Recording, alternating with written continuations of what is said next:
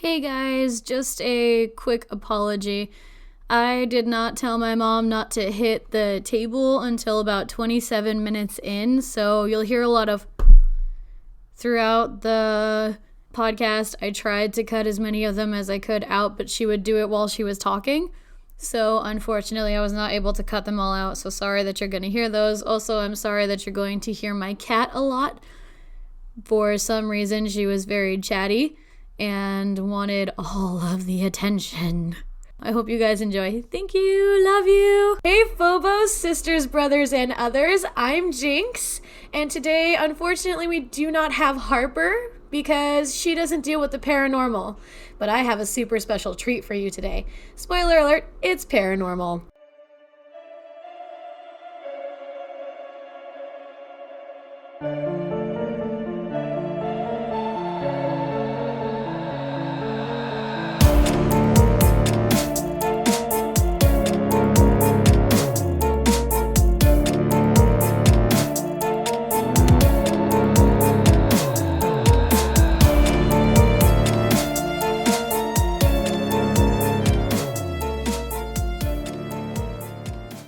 I have my beautiful mother, Blade, with me today.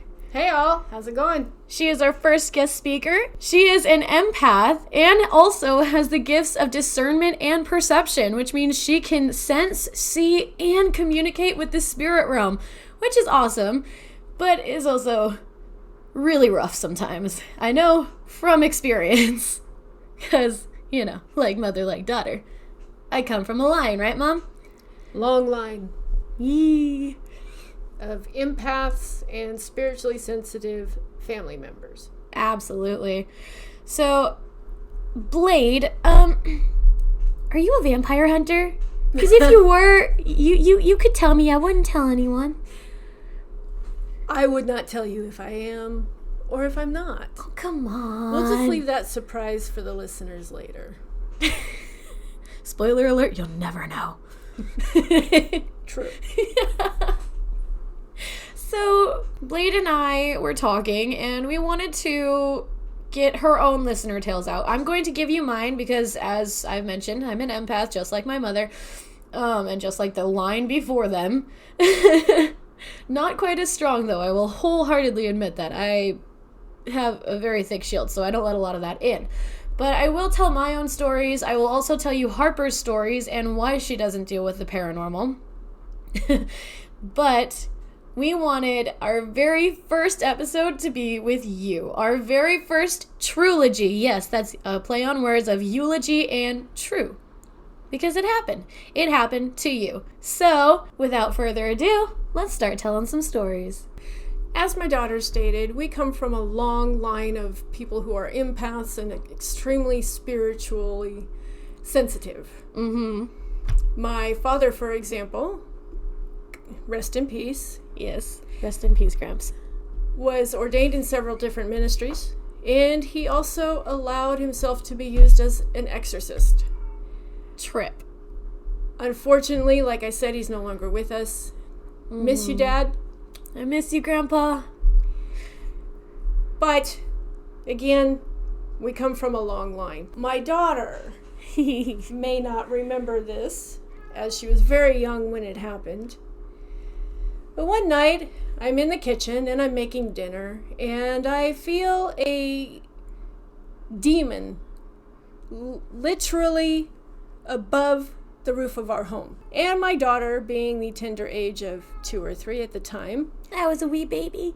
decides to come into the kitchen and proceeds to tell me, "Mommy, there's a boogeyman above the house." And he's very angry. I said, "Really? Why is he angry?" And she says, "He's lost." What? I said, "Okay."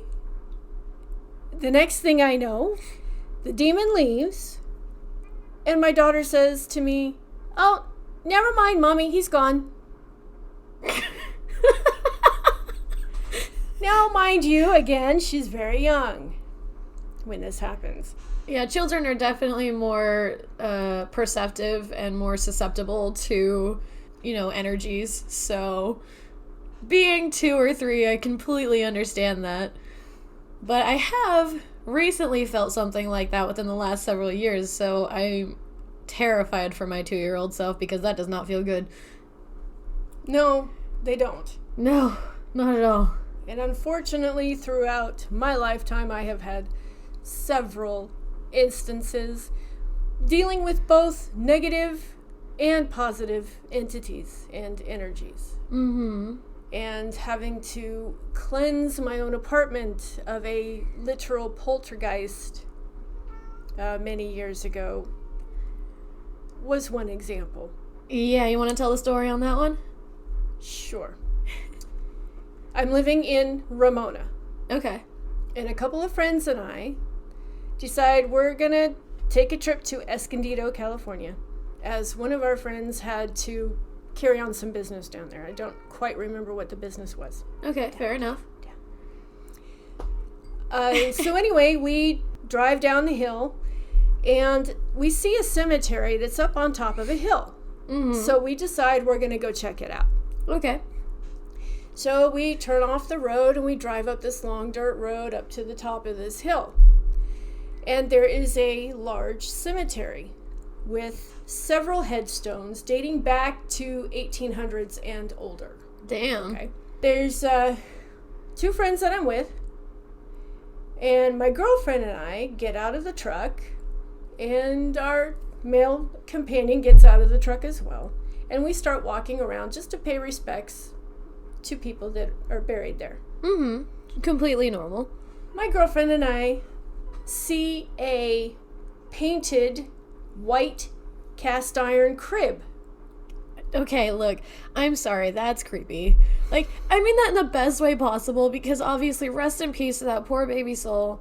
I hope they're either in heaven right now or in a better body where they're having the time of their life, okay? I truly do. I wish the best for them.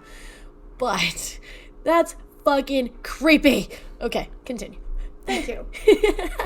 So anyway, my girlfriend and I, we see this cast iron crib. I remember the headstone and probably will for the rest of my life. And the headstone is a little wooden headstone attached to the crib, and it says, "Our baby Carmen Cox died 1960. Oh my god. Okay. So my girlfriend and I, for some reason, somehow or another, are drawn to this crib.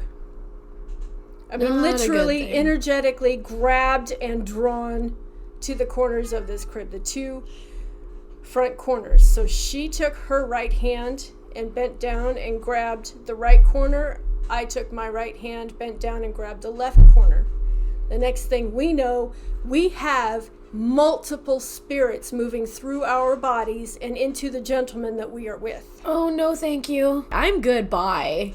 Anyway, after this happens, we all get back in the truck. And the gentleman that we are with, mind you, has never cussed a cuss word in his life. He's a very intelligent, strong, kind man. Okay. Gentle giant. Absolutely. We all get back in the truck and we continue down to Escondido so that he can take care of his business. Well, as soon as we get in the truck, he starts cussing up a storm. Oh my. That's the very first sign of possession. We decide, as he goes in and he does his business, and then he comes back out to the truck. Well, while he's in doing whatever it was that he was doing, my girlfriend and I discover what we've done. And basically, we have released a poltergeist. Oh. Unbeknownst to us at the time, and completely out of our control. And completely unwelcome anywhere near us. Absolutely. So when he comes back to the truck, we manage to talk him into going back to the cemetery on the way home. He drives back up there. She and I get out of the truck, but we cannot convince him to get out of the truck. So you're trying to put it back. Absolutely. And it knew. It was like, nope. He would not get out of the truck. So when we leave the cemetery, we end up going to my apartment first. Oh, no. When he dropped me and my girlfriend off at my apartment, he also dropped off several spirits with us. Not good. Now, at first, I didn't feel anything. I was oblivious to it, maybe because I was part of the demonic possession without being a willing participant. Okay. But a few days later, things started happening in the apartment. I had a chandelier that had 4 candlesticks on it. Okay. And flame-shaped light bulbs Oh, that's cute. in the kitchen. Okay. Now, the way the apartment was set up was when you walked in the front door, you entered the living room. You could see the quote-unquote dining room where the chandelier was, and then the kitchen was behind another wall. Okay. Okay. But what started happening was the chandelier would start swinging in a circle. Oh, fuck that. And it would No. start showing upside down crosses on the opposite side of the kitchen wall where the light didn't even shine. So it would reach the living room, it encompassed the entire living room with upside down crosses. Oh, no. No, no, no, no, no. Things no. would disappear. Things would end up showing up in weird places with what looked like blood on them. Ooh. My son, my firstborn at the time, started refusing to sleep in the bedroom by himself because he was scared. And this went on probably 4 or 5 days. Shit. One night, my sister, Barbara, came over to my apartment. And when I opened the door, she stepped 1 foot inside the door and said, "Absolutely not. I will be back." And I said, "Where are you going?" She said, "I'm going to go get somebody that can cleanse this house." Good. So my sister left. Now, mind you, I had no telephone, no way of contacting anybody. I hadn't talked to anyone all day, okay, except for my sister. Between the time my sister Barbara left my apartment and came back with her friend, 12 other people ended up showing up on my doorstep. They were meant to be there. And every person that showed up, I told them, "We're doing a cleansing. If you believe in God and you believe in positive energy, you are welcome to stay. If you don't, please leave and come back later." And every single person stayed. Good. So at the end, we had 15 different people standing in my living room in a circle in my small apartment. Barbara's friend, I believe her name was Nancy at the time, she came in and led us in a prayer. We all stood in a circle in my living room, like I said, and we're all standing there holding hands, and we're all facing the inside of the circle. And she starts a prayer. And at first, I felt, and I talked to everybody at the end of this, but at first we all felt extreme cold to our back and a lot of anger. But inside the circle, we each felt a warm breeze blow by and just touch everybody's cheek. That's beautiful. On the inside of this circle. So we all continued with the prayer.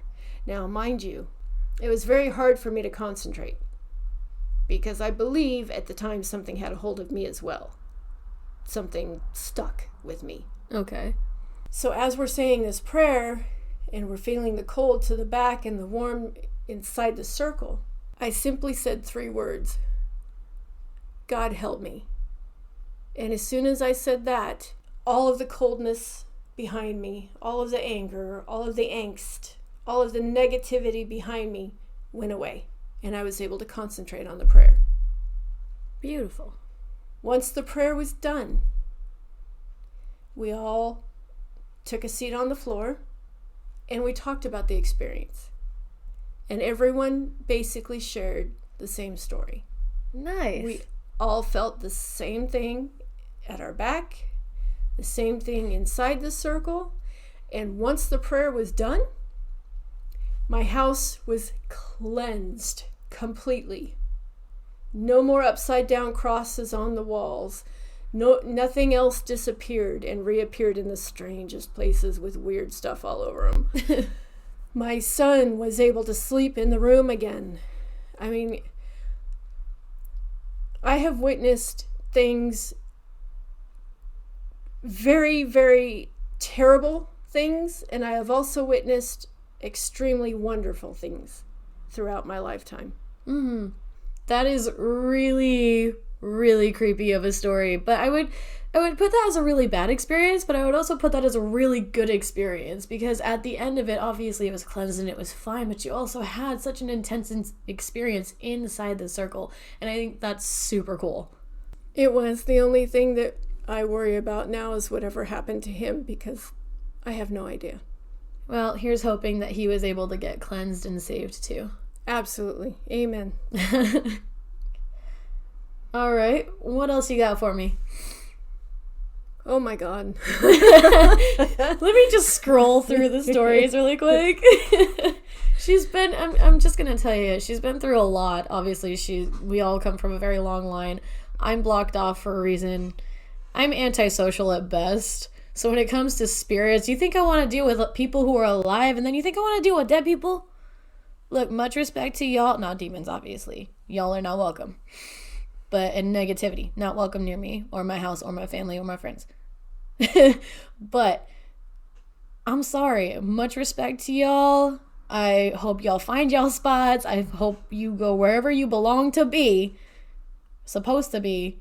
Words. But, I hope everybody needs to go where they go, but please don't bug me. I can't hear you. I can sort of maybe feel you if I try. Like, I'm blocked. On purpose. Continue. Well, as an empath, I did the same thing until I learned how to shield. I mean, I could drive down the freeway at any given time and be on a complete emotional roller coaster and not know my feelings from anybody else's. I've done that. There was one time not too long ago. I was just driving down the road and all of a sudden I'm bawling. I had no idea why. I was fine. Out of nowhere. Absolutely. Yep.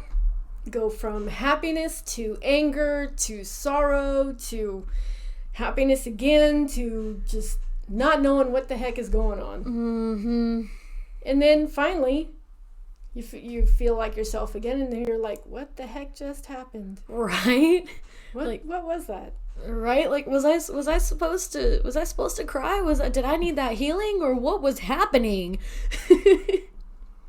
Speaking of healing. Uh-oh.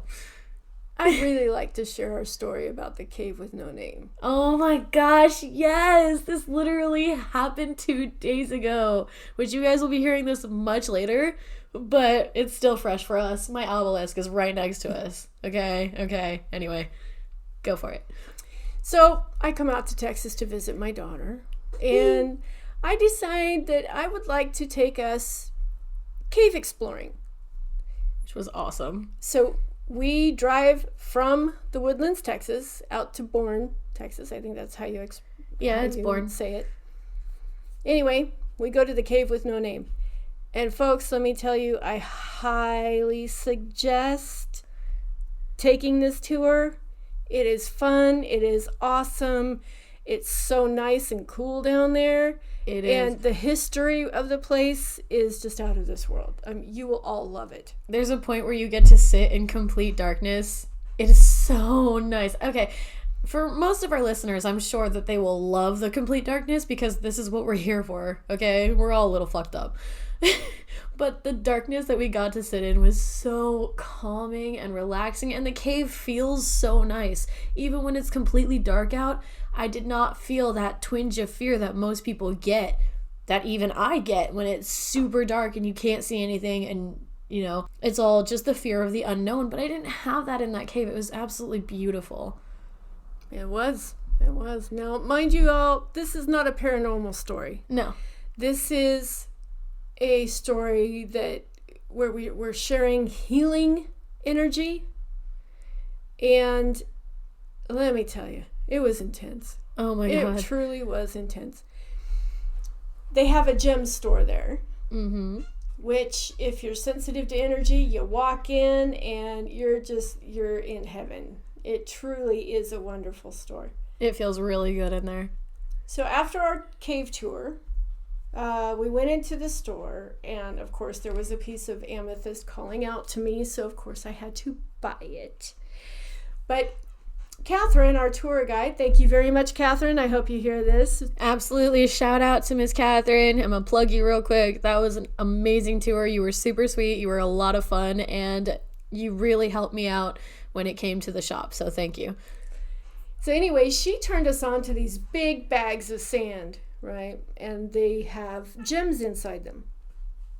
Well, I happen to be searching for a very specific gem that I have been needing to get my hands on, and it's called citrine. And due to the fact that I am extremely sensitive to energy, I was running my hands over these bags because she says, the bag's only $30, and you can find well worth $80 or $90 worth of gems in these bags. She says, so you might want to try that instead. So I start running my hands over the bags, and of course the very first one I touch screams out to me, yes, this is it.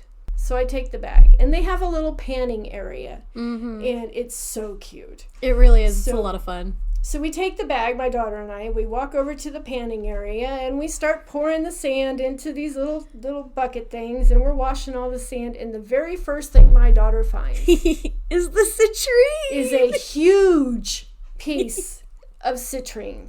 Yep. Which, me, of course, I'm like, okay, well, obviously there was a reason for choosing that bag. Yeah, absolutely. Thank you. We also found several pieces of amethyst and aquamarine and copper and clear quartz and celandine and all of these different gems. Oh my God, we made out like a bandit. We even found iron pyrite, okay? We found amazonite and everything. It was so cool. So I had to get a bag, obvi, because, duh. We made out like bandits. That one bag could have been $50+ just with the citrine alone, depending on where you're at. So that was a pretty good chunk. I was like, I gotta do this. But seeing as how I'm blocked off and I'm not that sensitive, I asked my mom. So my mom was able to use my energy to find the bag that was meant for me, which is awesome. It really helps having a very strong empath around when you're looking for something like that. So thank you for the millionth time. So I get a bag and I find 2 giant half geodes of quartz, which were awesome. I know. Loved it. I found so much. I found 2 more things of copper. I found more iron pyrite. I found amazonite. I found selenite. 2 selenite. Celandine, sorry. Celandine pillars that are both very strong. Even me being blocked off, I could feel them. So it was a lot of fun. Yes, and now we come to the healing point, right? So we finally leave. We spent a good 2 or 3 hours there. Oh, yeah. Because it was a great place. But as we're leaving, we start driving down the road. Oh no. I'm sorry. Go on. And suddenly, out of nowhere, for no reason at all, so we say, yeah, I start giggling. And she's freaking me out, okay? She is laughing maniacally. I'm over here just like, do I need to get out of the car? Like, do I need to jump out real quick? Because you getting a little... But she ends up pulling over because she's still laughing so hard. She's laughing freaking hysterically. And she starts crying. So she had to pull over to the side, and I'm over here laughing because I'm confused as all get out. What is going on? I'm, as she said, laughing so hard that no noise is coming out of me. I can't catch my breath. I've got tears running down my face, and I am just busting up, just busting a gut. And for no apparent reason, I finally am able to take a couple of deep breaths and calm down a little bit. And then it hits me. Now, before my daughter and I even got to the cave, before I even got out here to Texas, I told her we were going in search of healing. I really needed it. Because I'm always so blocked off and I'm always to myself, I tend to keep all the negativity within myself as well, which I know is bad. I'm working on it. But I tend to just always be riled up and always be wound up in this tight little ball. So every time I see my mom, it's like, yes, save me. And she does, absolutely willingly, because she loves me and she doesn't get tired of healing me. Thank you. But this trip definitely was a healer. Oh, yes. Oh my God. By the time I stopped laughing, she hit her healing point and started crying. And now we're both crying and we're both laughing and we both have no idea why, until it hits us both at the same time that we had asked God for healing, higher entity, whatever you believe in. For me, it's God. And we asked for healing and we received Absolutely. healing. We received exactly what we needed. And with all of the positive energy from all the stones we had just received, and the energy from the cave, and the love and the light on that property was just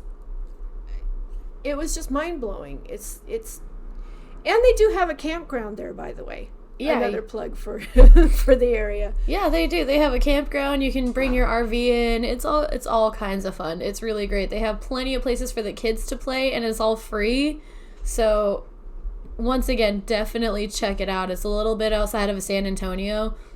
So, I paused the recording for a few minutes to talk about what we wanted to talk about next, what, Blade wanted to tell next.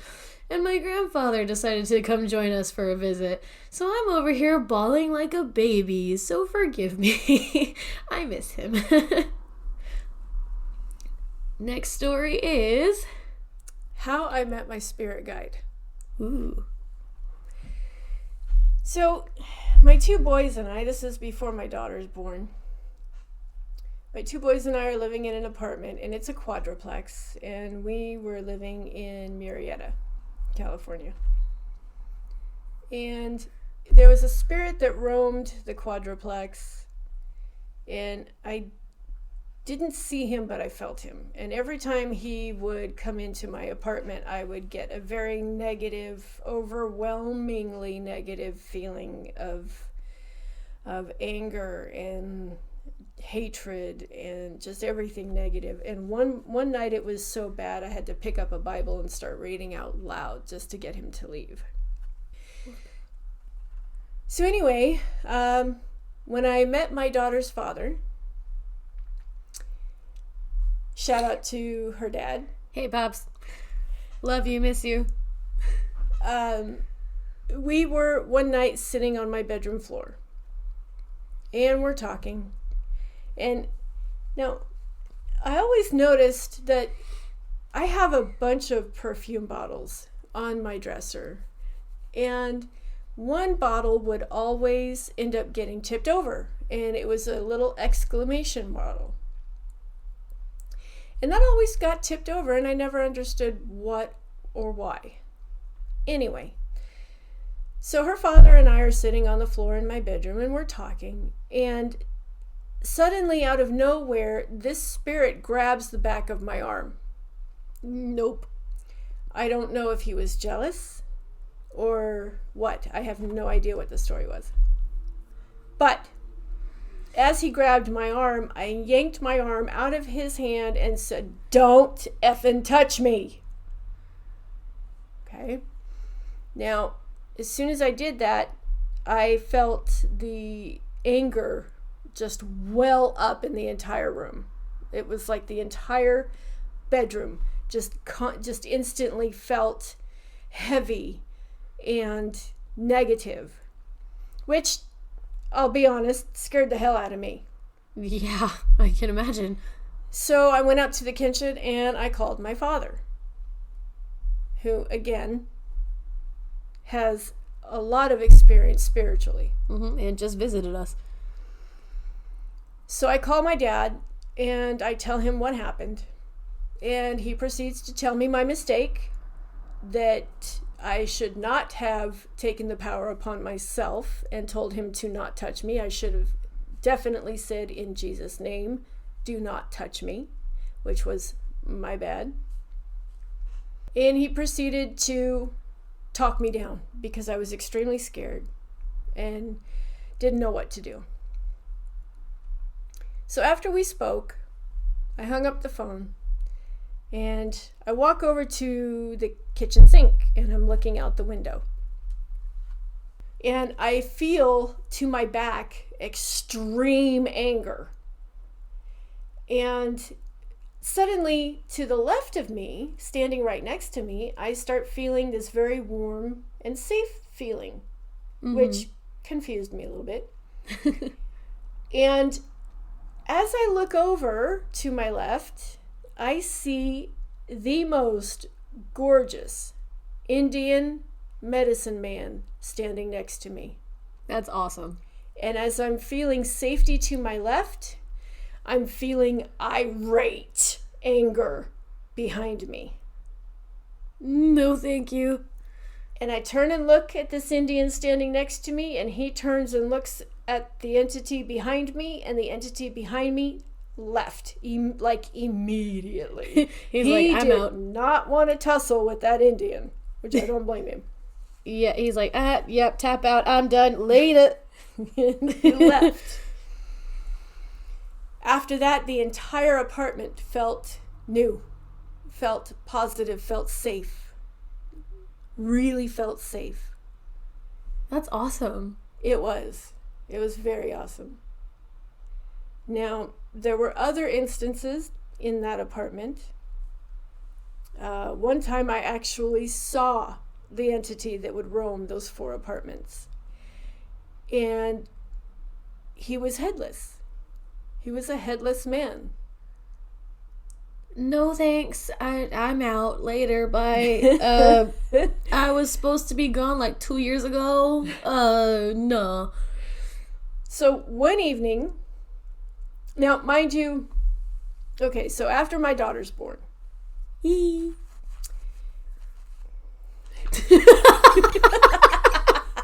Okay, no, she just pulled a mask out of her bra.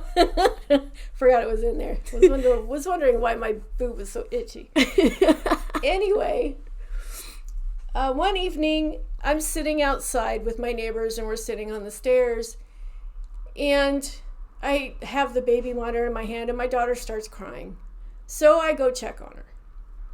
And I go into the bedroom and I can't find her pacifier anywhere. And I'm checking the entire crib and I can't find it anywhere. So I grab another one and I give it to her. She goes right back to sleep. She's very, very young. I step back outside and I start yelling, "Where is the pacifier? What did you do with it?"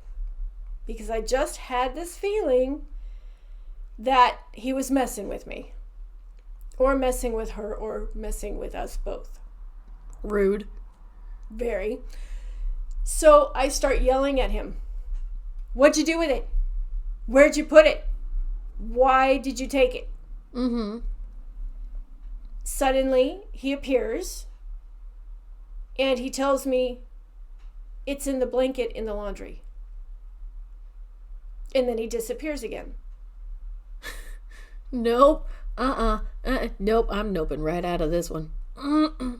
I went back into my bedroom and got into the laundry and pulled her baby blanket out, and sure enough, that's exactly where it was. It was wrapped up in her baby blanket.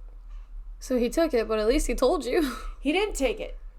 He didn't take it. This time he did not take it. He was trying to be helpful, I think, instead of making me angry, or instead of being physical with me, he was trying to be helpful. Probably because he didn't want to mess with your spirit guide. Exactly. He was like, peace. I'll tell you where it is, but that's as far as I'm gonna go. I didn't take it, so don't send him after me. Here's the white flag. White flag right here. It's right. It's over there. You're good, girl. Just do your thing. So, after that particular instance, he never came back, which was good. And honestly, that was another mess up on my part because I should have never called him. Yeah. And I have learned since then. I have had several instances with and experiences with negative entities. And I could tell stories that would make your hair stand on end, but I also have to protect the people that it happened to. Exactly. And I wouldn't want anybody to tell any stories that are going to hurt anyone. Or have any negative impact on families or anything else. Absolutely. Always protect the innocent. Always protect those who haven't done anything and don't deserve to be brought into anything like that. Absolutely. Yeah. I'm a firm believer in that. Protect people. Mm-hmm. Protect your loved ones. Yep. I don't like people most of the time, but I'm still like, no, protect people because nobody deserves, well, I'm not going to say nobody. There are certain people, and we all know them. But most people do not deserve the bad things that happen to them or the bad things that happen to their families and such like that. So obviously we want to protect as many as we can. So just keep this in mind, listeners. Protection. Always ask for protection when you're dealing with anything paranormal. Mm-hmm. Don't ever, here's a piece of advice, don't ever mess with a Ouija board. No, please. I know that people think that they're fun little games, and I know that game companies actually make these boards for fun, and they sell them as toys. They are not toys. They are gateways. And they can be extremely dangerous, and if they're not used properly, they can open doors to very bad things. So don't mess with them. All right, guys, this is Blade. Peace out. Thank you again, Blade. That was super awesome. Those stories were insightful, also a little creepy, so I hope that, all of our phobos out there are entertained, but also are enlightened in knowing that even in the darkest corners, you can still find light. All you have to do is ask. So this was our very first trilogy. I hope you guys really enjoyed it. Once again, I'm going to tell you mine. I'm going to tell you Harper's. We will get into that later.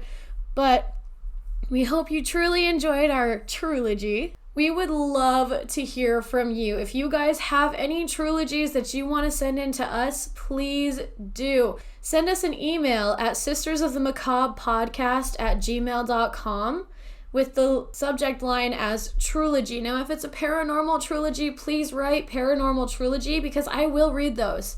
I will get to those. As I said, Harper won't, so those will be episodes that I do by myself, but I would love to read them. I want to get your guys' stories out there, so please send us your trilogies and just write in the subject line paranormal trilogy or just trilogy, and we will get those out there.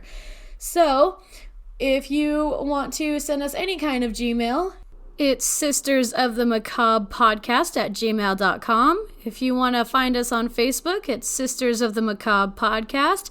Instagram is SOTM Podcast 1, and Twitter is @MacabreSisters1. Thank you guys. We love you so much, and have a great day.